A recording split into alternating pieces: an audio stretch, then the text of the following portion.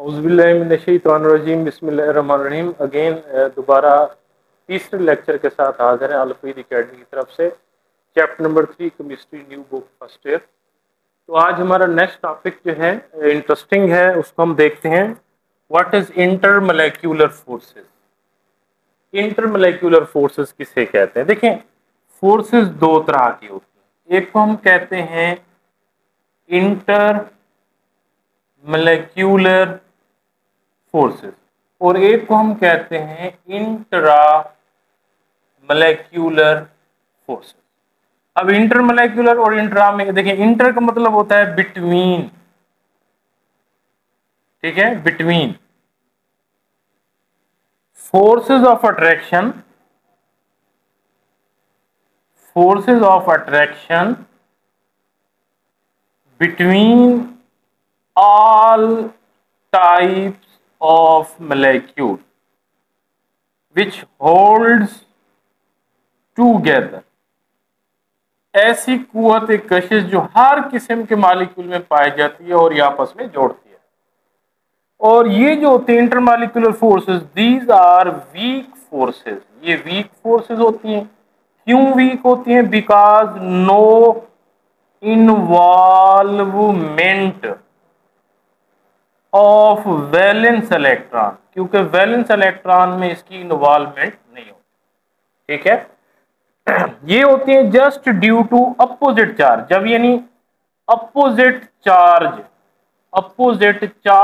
जो हैं वो क्लोज आते हैं, क्लोज, ठीक है, क्लोज आते हैं। तो अपोजिट चार्ज जब क्लोज आते हैं तो इनमें अट्रैक्शन क्रिएट हो जाती है। अब हम आते हैं इंट्रा। इंट्रा का मतलब होता है विद इन, ठीक है, यानी force of attraction between atoms within a molecule. एक मोलेक्यूल में एटम के दरमियान पाए जाते। These are strong forces. ये स्ट्रॉन्ग फोर्सेस होती है। इसको हम ट्रू बॉन्ड भी कहते हैं। These are called true bond because here involvement of valence electron, क्योंकि इसमें वैलेंस इलेक्ट्रॉन इन्वॉल्व होता है। For example ionic bond, these are intra. Covalent bond, this is intra. Metallic bond, this is intra. These are very strong force. और intermolecular forces weak होते हैं क्योंकि इसमें opposite charge आते हैं। जैसा देखें, ये हमारे पास है HCl, ठीक है, ये दूसरा HCl। जब ये एक दूसरे के क्लोज आएंगे, अब देखें, इस क्लोरीन के ऊपर पार्शियल नेगेटिव, इसके ऊपर पार्शियल पॉजिटिव, इसके ऊपर पार्शियल पॉजिटिव, इसके ऊपर पार्शियल नेगेटिव। अब ये देखें, ये जो डॉटेड लाइन है, दीज आर इंटरमोलेक्यूलर फोर्सेस और ये जो है ये इंट्रामोलेक्यूलर फोर्स, इंट्रामोलेक्यूलर फोर्स, ठीक है। तो सॉलिड जो है ये इंट्रामोलेक्यूलर फोर्स। अब इंटरमॉलिक्यूलर फोर्सेस की अगर हम टाइप की बात करें तो वो होते हैं हमारे पास, जिस तरह LDF, जिस तरह हमारे पास है DDF, जिस तरह हमारे पास है HB। What is meaning this? अब देखिए, LDF को कहते हैं हम London dispersion forces. London dispersion forces, या इसका दूसरा नाम है instantaneous dipole induced dipole forces. इस तरह DDF क्या है जी? Dipole dipole forces, dipole dipole forces. इस तरह HB की है जी, हमारे पास है जी hydrogen bonding, hydrogen bond. These are the intermolecular forces. अब एक यहाँ पे छोटा सा क्वेश्चन है कि आयनिक, कोवलेंट और मेटालिक बॉन्ड कैसे बनते हैं। देखिए, ये डिफरेंस इन इलेक्ट्रोनेगेटिविटी हमारे पास पैरामीटर है। अगर 1.8 से डिफरेंस इन 1.8 के इक्वल हो, अगर 1.8 से अबव हो, अगर 1.8 से लेस हो, अगर इलेक्ट्रोनेगेटिविटी का डिफरेंस 1.8 के बराबर है तो वो कोविलेंट बॉन्ड है। अगर यानी अब यहाँ पे डिफरेंस 0 हो गया, मतलब डिफरेंस अगर 0 है तो वो कोवेलेंट। अगर 1.8 से ज्यादा है तो वो भी आयोनिक है, और अगर 1.8 से लेस है तो वो कोविलेंट। अब 1.8 से लेस में फिर हम आते हैं, एक पोलर होता है और एक नॉन पोलर होता है, तो उसको हम डिटेल से पहले पढ़ चुके हैं। ठीक है, तो इस तरह अब इनके अलावा जो हमारे पास फोर्सेस होती हैं वो एलडीएफ हैं, डीडीएफ हैं और हाइड्रोजन बॉन्डिंग। ठीक है, अब हम नेक्स्ट पॉइंट की तरफ आते हैं। This is called bond energy.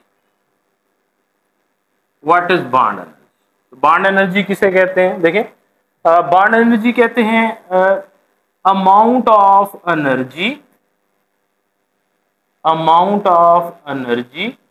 required to break, ठीक है, particular type of bonds in 1 mole substance। 1 mole substance में एक खास किस्म के बॉन्ड को तोड़ने के लिए दरकार एनर्जी, बॉन्ड एनर्जी। अब बॉन्ड एनर्जी के कितने फैक्टर्स हैं? इसके फैक्टर्स हैं 2। पहला है डिफरेंस इन इलेक्ट्रोनेगेटिविटी, दूसरा है जी साइज ऑफ एन एटम। अब डिफरेंस इन इलेक्ट्रोनेगेटिविटी पे आते हैं। If electronegativity difference between bonded atom high, ठीक है, तो उसका जो बॉन्ड होगा वो पोलर बॉन्ड हो जाएगा। पोलर बॉन्ड जो होता है वो स्ट्रॉन्ग बॉन्ड होता है, और जो स्ट्रॉन्ग बॉन्ड होता है take much amount of energy to break. इसको ब्रेक करने के लिए बहुत ज्यादा एनर्जी दरकार हो। ठीक है, तो हम इसे कहते हैं कि difference in electronegativity is directly proportional to the bond energy. अगर डिफरेंस ज्यादा, बॉन्ड एनर्जी ज्यादा, डिफरेंस कम, बॉन्ड एनर्जी। ठीक है, फॉर एग्जांपल मिसाल के तौर पे हम आते हैं HF, HCl, HBr and HI। ठीक है, हाइड्रोजन फ्लोराइड को अगर हम देखें, इसकी जो बॉन्ड एनर्जी है वो है हमारे पास 565 किलो जूल पर मोल। इसी तरह HCl की अगर हम बॉन्ड एनर्जी देखें तो वो है 427 किलो जूल पर मोल। अगर हम HBr की देखें वो है 363 किलो जूल पर मोल। और HI की अगर हम बॉन्ड एनर्जी देखें 295 किलो जूल पर मोल।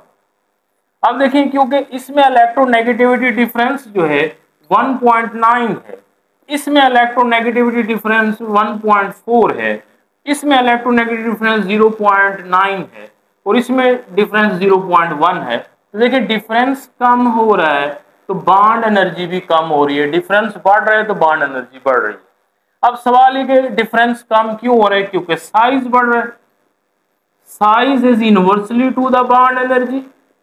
अब देखें, आयोडीन का साइज जो है, साइज लार्जर है, तो उसका बॉन्ड एनर्जी कम है। ठीक है, जिसका साइज बड़ा उसका बॉन्ड एनर्जी कम। ठीक है, तो आज तक हम इतना ही करते हैं, मिलते हैं नेक्स्ट लेक्चर के साथ। तो आज हमने क्या देखा? सबसे पहले हमने इंटरमॉलिक्यूलर फोर्सेस, उसकी टाइप है एलडीएफ, डीडीएफ, एच, और 1.8 डिफरेंस वाला एक हमने स्केल देखा। उसके बाद बॉन्ड एनर्जी को देखा। इसके 2 फैक्टर हैं, डिफरेंस और साइज। तो आज तक इतना ही, मिलते हैं नेक्स्ट लेक्चर के साथ। अल्लाह हाफिज।